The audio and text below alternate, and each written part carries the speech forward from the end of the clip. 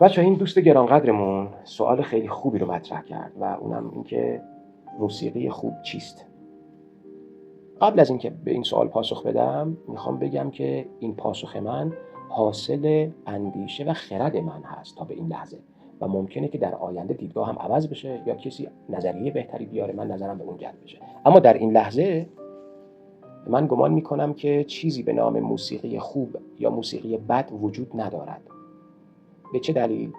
دلیل‌های زیادی میتونه داشته باشه، ولی مهمترینش از دیدگاه من اینه که موسیقی خوب سلیقه‌ایه و یه نفر ممکنه، برای مثال یه نفر ممکنه که عاشق کارهای کیهان کلهر باشه، یه نفر ممکنه که به همون اندازه عاشق کارهای معین زد باشه، یکی عاشق همایون شجریان باشه به همون اندازه موسیقی او، یکی عاشق موسیقی تتلو باشه.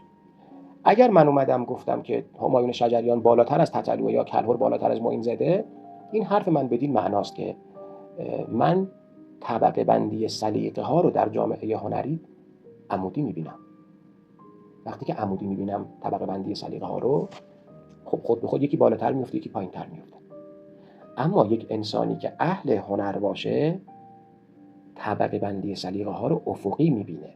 وقتی که افقی میبینیشون، یک لاین مال تتلو، لاین کناری مال شجریانه، نه تتلو از شجریان بالاتره و نه شجریان از تتلو. بنابراین این تفاوت در دیدگاه انسان هاست. امروز افرادی که متاسفانه به صورت عمودی این طبقه بندی رو میبینن در جامعه ما بیشتر تریبون به دست گرفتن و صحبت میکنن، ولی افرادی که طبقه بندی رو افقی میبینن زیاد صحبتی نمیکنن.